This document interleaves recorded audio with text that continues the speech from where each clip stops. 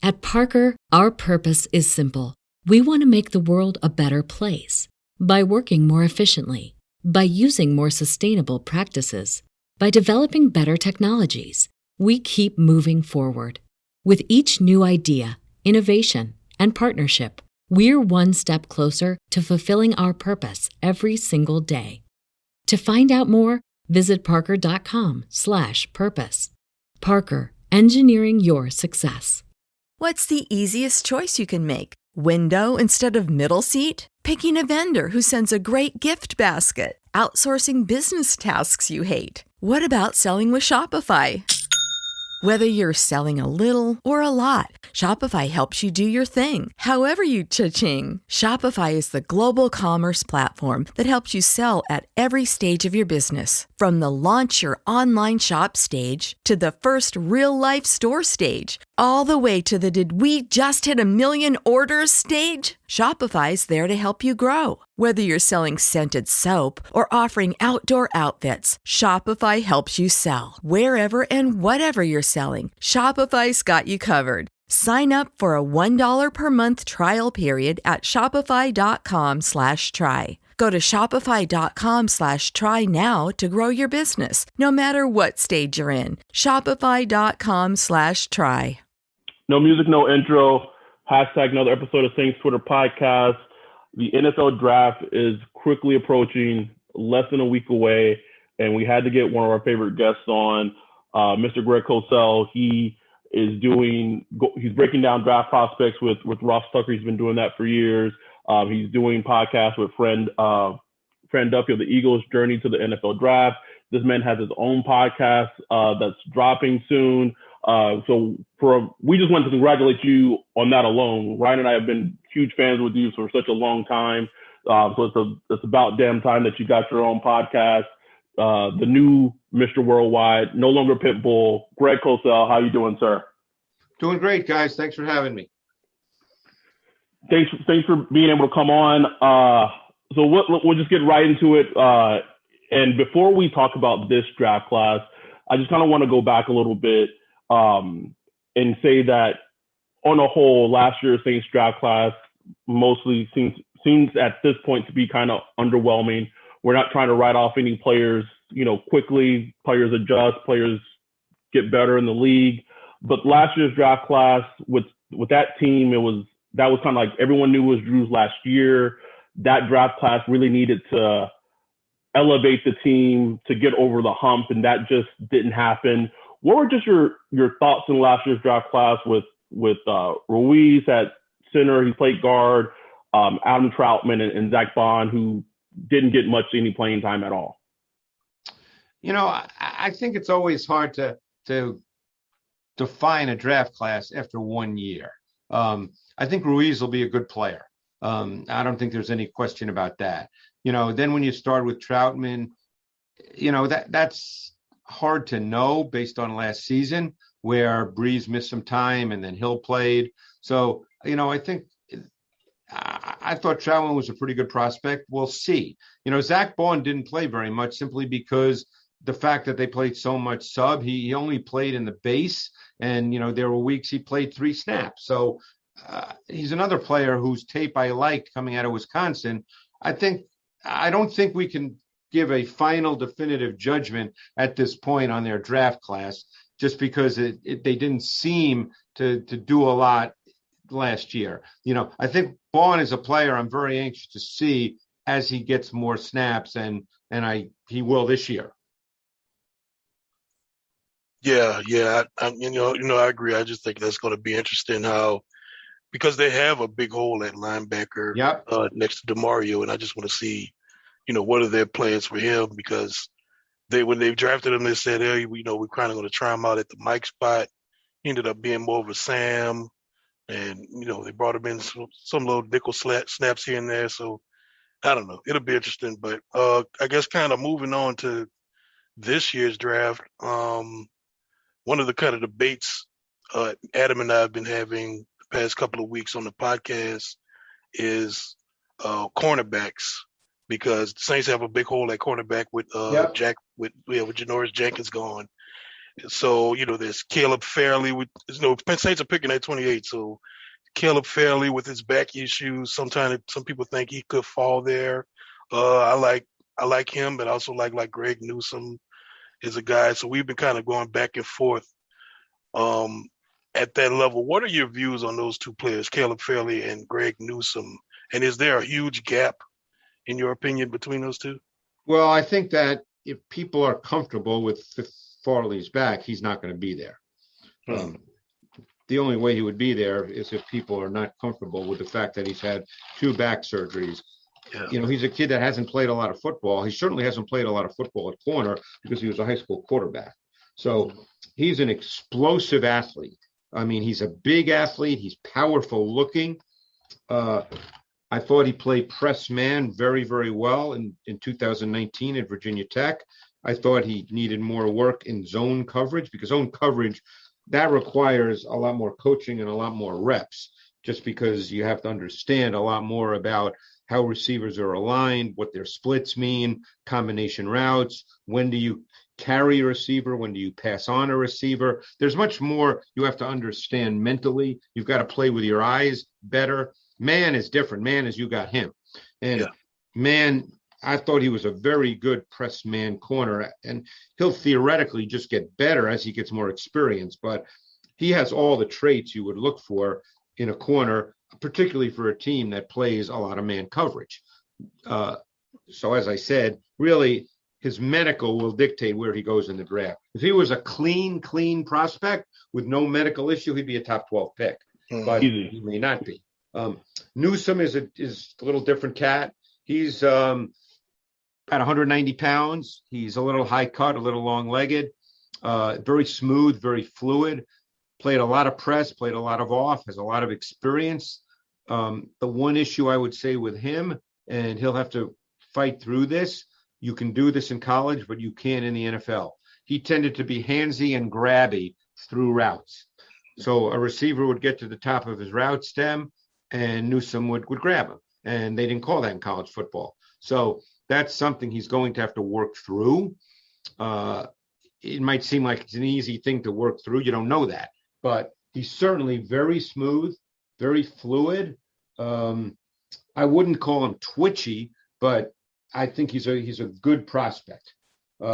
Whether he's there at 30, I'm bad at that stuff, guys. I'm no good at, I don't do mock drafts or mock guesses, as I call them. I don't do that stuff. So I can't speak to that. We know that corner is a premium position in the NFL.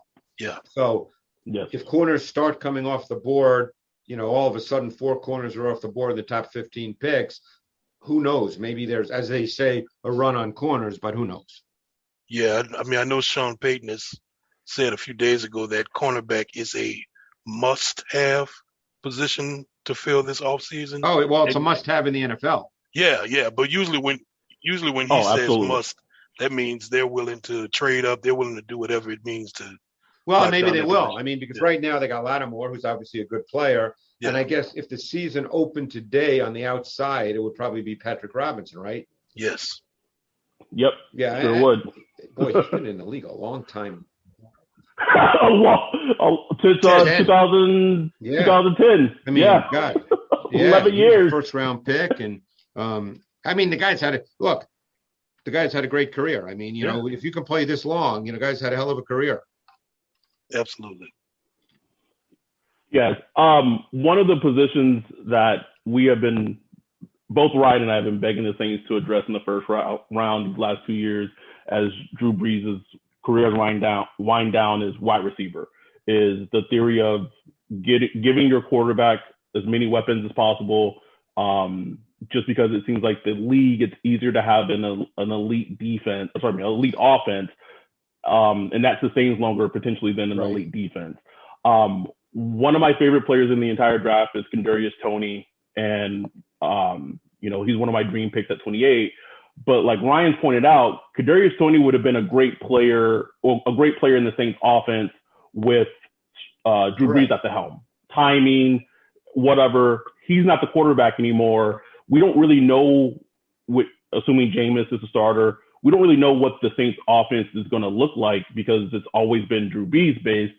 So I guess to that long-winded wind up is what receiver prospects in this draft can you see fitting the Saints offense, potentially just based on what they've shown in the past in terms of what the offense was with Sean Payton?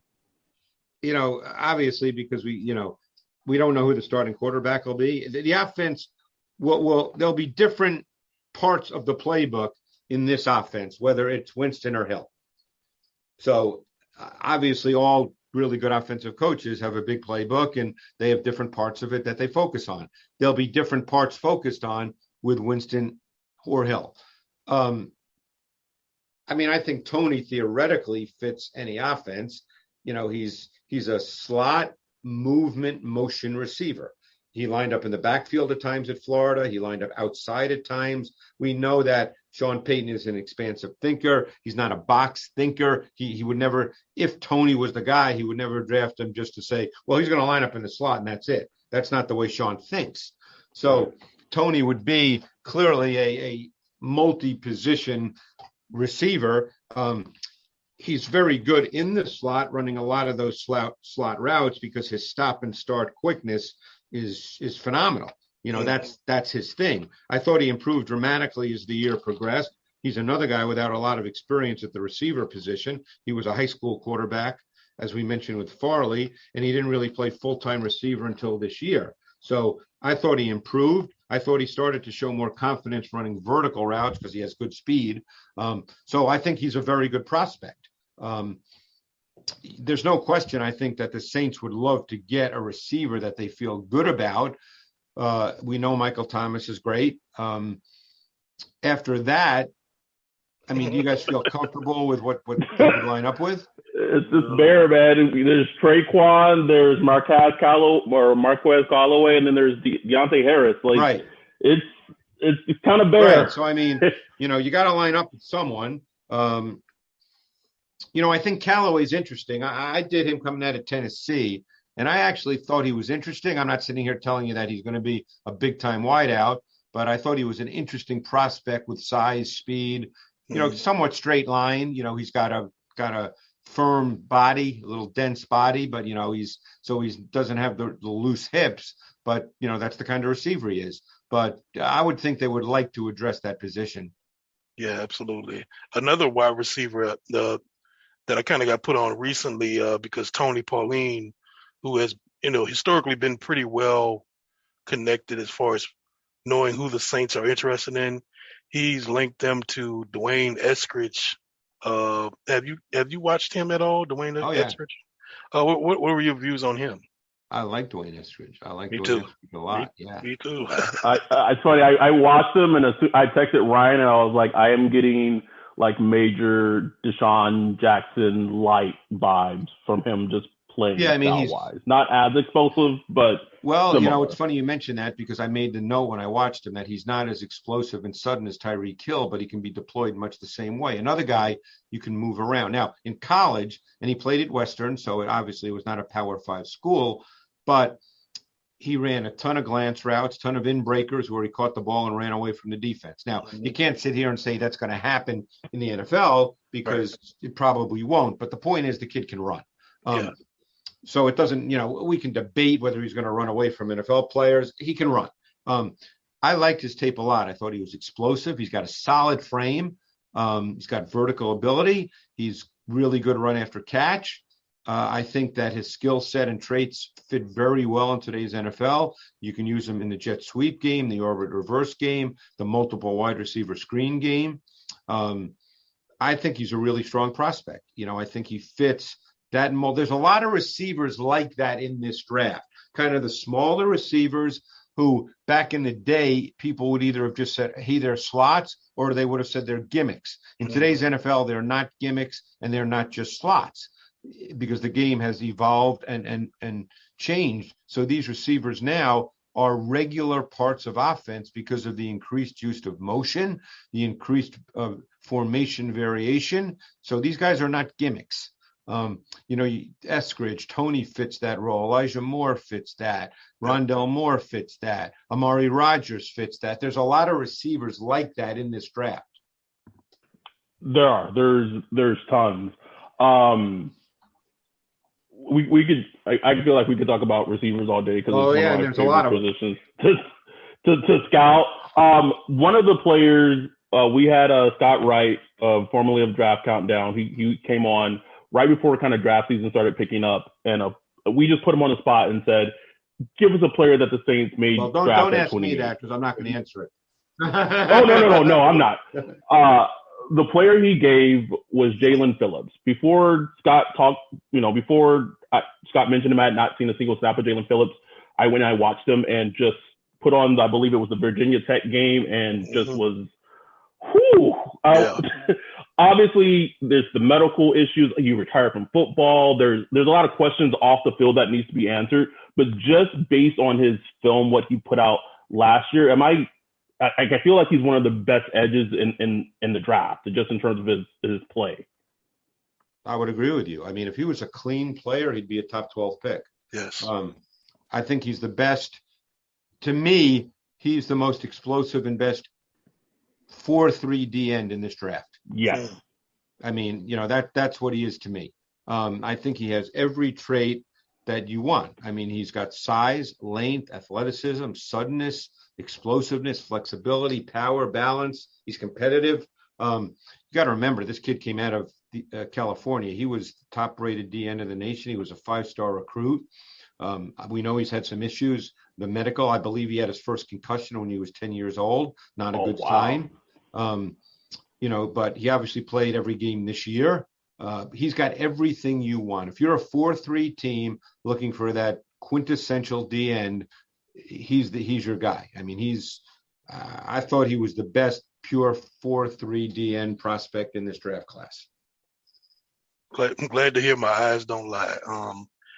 Another something that I've been kind of thinking about for a couple of months now, just sort of watching as the debate over quarterbacks, quarterback prospects and all that stuff. And just philosophically, there seemed to have been like some sort of change where, 10 plus years ago, it was all about, pocket, QBs playing from the pocket, playing within the structure of the offense.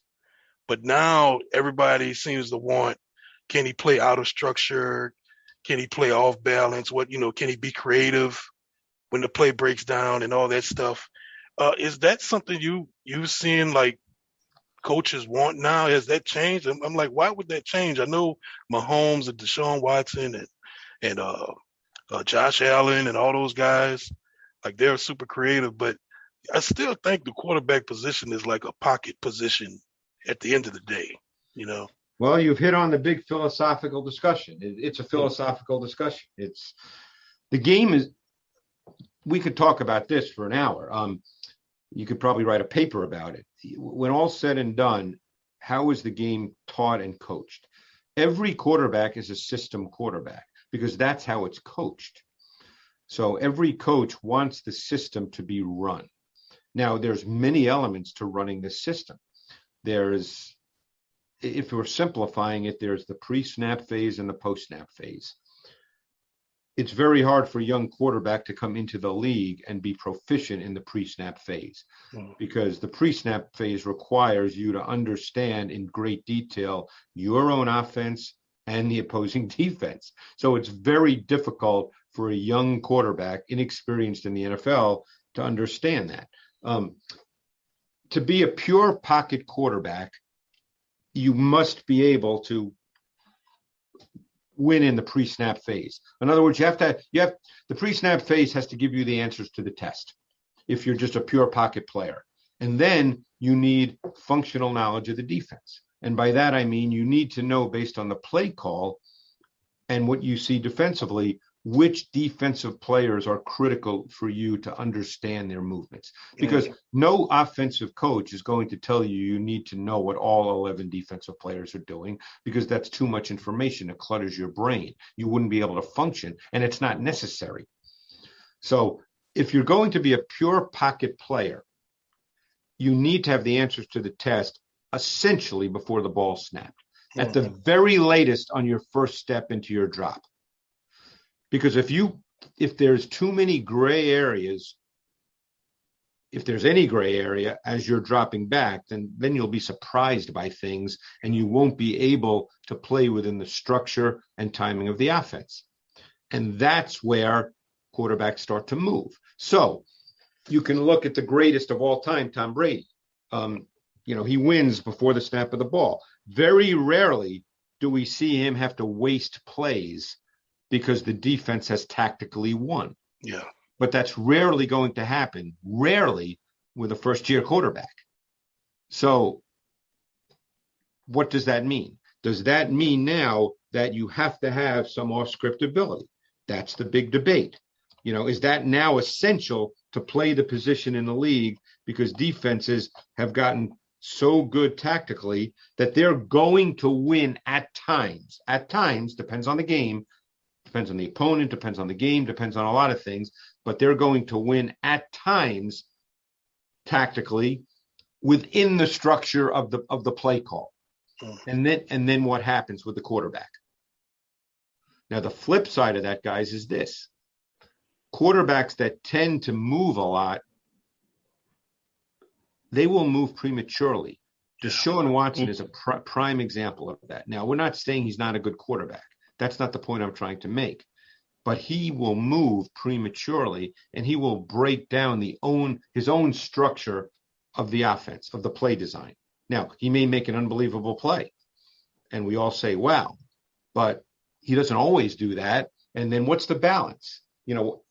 What's the balance between plays and throws that are left on the field because the quarterback did not allow the structure to work versus running around and making a play? There's no metric for that. So there's no answer for that, but that's kind of what you're dealing with. But at the end of the day, the game is not taught as a let's run around and make a play game. You're going to have to make throws from the pocket. If you can't do that with some level of efficiency, and I'm not talking about a C level of efficiency, I'm talking about a meaningful level of efficiency. No matter how good you are just running around, it's going to be tough to be consistent playing the position. Yeah. So that's so well said. I'm going to ask you this question, and hopefully, Ryan, we can talk about linebackers really, really quickly before you have to go. All that said, I think it leads a good segue into Ryan and I did a podcast where we just profiled Mac Jones about 2.5 months ago. This is before the 49ers had traded up. Because at the time, Mac Jones was, potential player that the Saints could draft at 28. That was like his range. But one of the things I remember mentioning on that podcast, I said, he just strikes me as a Kyle Shanahan quarterback. He reminds me of Kirk Cousins. Like, you could just see him in a Kyle Shanahan offense. And I watched a lot more Mac Jones than I intended to, but the more I watched, I was like, he's a good football player. And he's a throwback, right? He's not what off-script quarterbacks are making. He's not a dual threat. Are my eyes deceiving me? I feel like I'm going crazy of acknowledging that he is a good quarterback and scheme-wise fit. I could 100% understand why potentially the 49ers and Kyle Shanahan would want to draft him. Well, there's not a lot of mystery to Mac Jones. None. He is who he is. He's a highly efficient executor and ball distributor. That's what he is. Now, so that comes down to philosophy. Yeah. Coaches teach, obviously, a system. They want the system to be executed. They expect the system to be executed. If it's executed properly, theoretically, now we're getting into protections and all those kinds of things, because I'm not talking about where a guy gets beat. Look, during the course of a game, a guy gets beat, but, that happens. But even then, if your left guard gets beat relatively early in the play and all of a sudden is in the pocket, Mac Jones doesn't have anything to do. Justin Fields and Trey Lance have something to do. Mm-hmm. But put that aside for a moment, because you don't go into a game saying, our left guard's getting beat 5 times in this game. You don't say that. No, just kidding. that was a safe inside joke. I'm sorry. Right. But now it gets down to protections and the whole idea that you need protections. I mean, I guess the way coaches think about it, because I've talked to a lot of coaches, is coaches never want plays to be wasted. They want quarterbacks to have the answer on every play. Mm-hmm. They want protection for all defensive looks. Now, you can come to the line of scrimmage and see a look, not that you've never seen, because that doesn't happen, but to see a look where protection needs to be changed. But you want to be in a situation where, whether it's the center or the quarterback, that the protection can be changed and you take care of it. That's what you want to be in. You never want to be in a situation, ideally, where there's a look and a potential pressure where you don't have a protection answer for it. So that's the way all this is taught. Now, we can sit here and say it doesn't always happen that way, but how do you deal with the fact that it doesn't always happen that way? Does that mean you don't want Mac Jones? Because let's say 98% of the time, or you feel it happens that way, Mac Jones is the guy that's going to execute it really effectively 98% of the time. So you're getting down, it leads to another discussion, guys. I mean, like I said, we could talk about this forever, and I feel like I'm just, lecturing, but I'm not. I'm just trying to talk ball with you guys. And now I lost my train of thought, but I mean, it gets down to, oh God, where I totally lost my train of thought. But your quarterback is, all plays are called. Think of it this way: all plays are called with the idea that the quarterback can throw it to his primary receiver. Right. Ideally, that's the way it's called, because you have some sense of what the defense is based on probability and tendency, and you want the quarterback to be able to deliver. So when you watch a quarterback play, and particularly Alabama, where they had a really well-schemed offense, Steve Sarkisian did an unbelievable job. So how do you determine between predetermination and anticipation? If he's throwing to the primary because they got the defensive look they anticipated, that's basically predetermination. He might throw it with great timing, and it looks like he's anticipating, but he's just going to the guy that is the primary read based on the defense. So, at that point, I know what I was going to say a moment ago. Every quarterback coach, every offensive coordinator, every offensive mind, they have a list of quarterback traits. Everybody has the same list. What it comes down to is, what importance do you ascribe to the specific traits? Everybody might ascribe a different importance to traits. Some coach might say, I want a guy who can move. Some coaches might say, nah, that's not important to me. I really need a guy that is so efficient from the pocket. So it's what value do you ascribe to the specific traits that everybody would write down on a sheet of paper? That's a great way of looking at it. Yeah. Ryan, you want to carry us on with finishing up talking about linebackers? Oh yeah, definitely linebackers. Someone that we, me and Adam, liked. A couple of them, Zaven Collins. What's my guy? Notre Dame. Jeremiah Kuramoa. Yeah, that name. I refuse to say it. Any of those stand out to you? And I know Jamin has also been a guy that a lot of people have been high about too.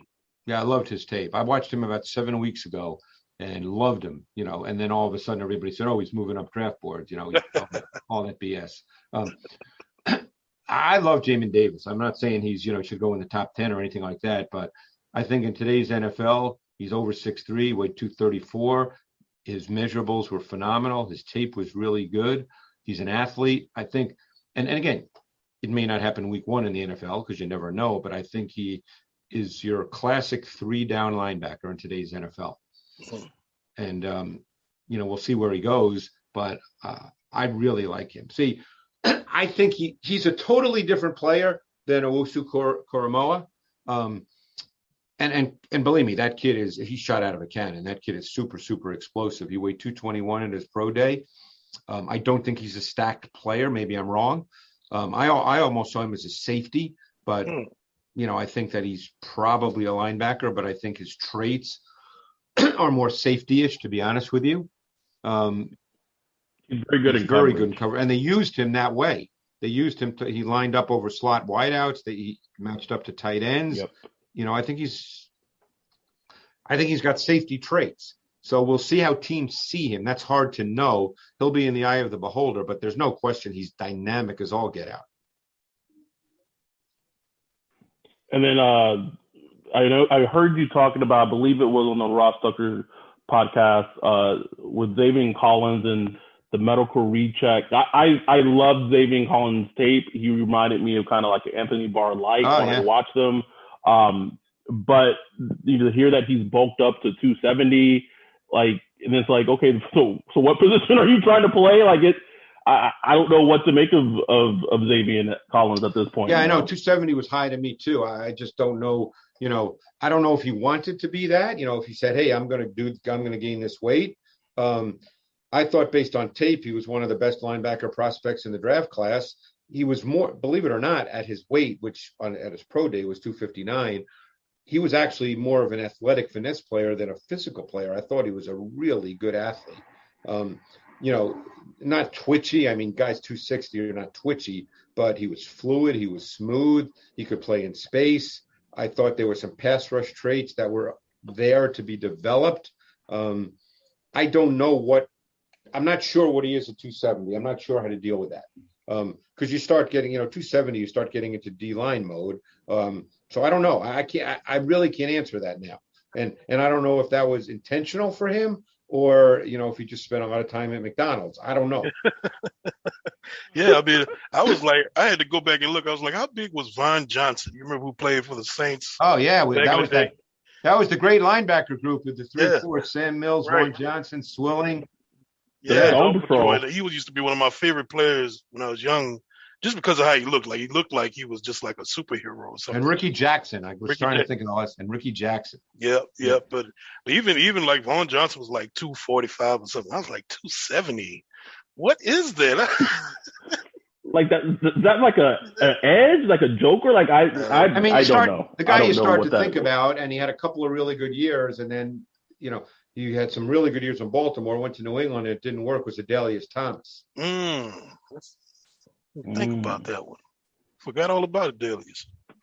Yeah, I mean, he was 270. Yeah, that's true. Well, Greg, we appreciate you coming on. Ryan, did you have anything else for Greg? No, I just wanted to plug your scouting report. Don't do me a favor. Don't plug the podcast, please. Okay. Yeah. Well, I want to plug your Fantasy Point scouting reports. Oh, please plug that. That's okay. Yeah, fantasypoints.com is I just keep giving them my breakdowns. I think we're up to about 185. I'll be just grinding away. It gets updated literally every day or every other day. I sent in 10 more breakdowns today. So we'll be over 200 by the draft for sure. Jeez. My goodness. And for people that know what I do, guys, I mean, you guys know, I mean, I watch full games. I watch 3-4 games, 5 games, 6 games sometimes, depending on the player. So it takes time to grind through all this. Believe me, I wish I could watch 300 guys, but I can't. I'm a one-man scouting department. Yeah, I 100% get it. We didn't get into them. Maybe you can talk to Ryan offline about potentially the Saints being interested in Kyle Trask after round 1. And I remember when that report came out, I was like, ew. But then I went back and watched like 4 games of his, and I was like, yeah, what are you talking about? I could see it. Kyle Trask.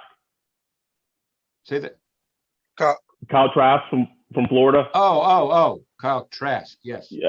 Yeah. I was like, yeah, I could see it. Like, I could see potentially why Sean and the Saints would be interested in him in like the later round. Well, see, there's a perfect example just to finish up of, you believe your system takes care of things because he can move very well. Nope. In fact, if he's a far worse mover than Mac Jones. Yeah. He doesn't have a great arm, but he can play within rhythm and timing when, and Sean obviously believes he can create the necessary rhythm and timing for Kyle Trask to play well. So, I mean, again, so much of how coaches see quarterbacks gets back to what I said is what values they ascribe, what relative weight they ascribe to specific traits. Maybe there's another coach that looks at Kyle Trask and says, man, he can't move at all. I don't want him. You never know. I mean, and no one's right or wrong on this. It all comes, Sean Payton's done pretty well in this league as an offensive coordinator, offensive mind. So, you can't say anyone's right or wrong here. No, not at all. And I think just watching him, his accuracy is just certain traits I saw, and I was like, that 100% fits into Sean's offense. No question. I mean, that's exactly right. I mean, he was another guy that efficiently executed a well-schemed college offense. Yes, without question. Yeah. Thank you so much, Greg. Check out Greg's work. We appreciate him coming on, especially with draft season being around the corner. We appreciate you as always when you come on. We really appreciate it, Greg. Thank you for your time. Thanks, guys, for having me. I really appreciate it. Thanks, Greg. And with that, we're out. Peace. O'Reilly. Check engine light on? Take the guesswork out of your check engine light with O'Reilly Veriscan. It's free and provides a report with solutions based on over 650 million vehicle scans verified by ASE certified master technicians. And if you need help, we can recommend a shop for you. Ask for O'Reilly Veriscan today. O'Reilly.